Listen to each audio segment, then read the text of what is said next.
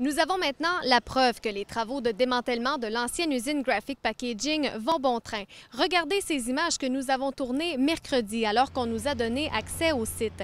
L'ancienne cartonnerie de Jonquière tombe peu à peu sous le pic des démolisseurs. Vous le voyez, l'imposante cheminée, elle tient toujours le coup. Elle devrait être démolie à la fin du mois d'août, selon un responsable du chantier. Les travaux, eux, devraient être complétés fin septembre, début octobre. S'en suivra le nettoyage, puis la phase de décontamination en 2020. C'est sûr que je suis content. Normalement, ça fait 3 ans qu'on va attendre après ça. C'est une bonne chose parce que ça va amener de la tranquillité. Puis on va avoir moins de vandalisme. Tout dépend de ce qu'ils vont faire avec ça. Ça va aller.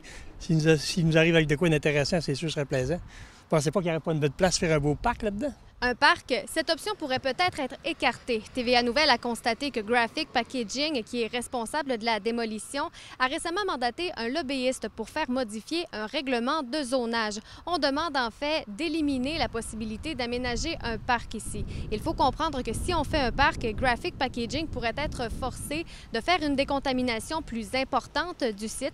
Ça pourrait donc lui coûter plus cher. La vraie question qu'on doit se poser, c'est qu'est-ce qu'on veut faire de cette place-là, où est l'usine? Et deuxièmement, il faut s'assurer qu'il y a effectivement une décontamination. Il ne faut pas donner une passe-droit à la compagnie Graphic Packaging. Il faut comprendre que Graphic Packaging a une demande de décontamination de niveau industriel.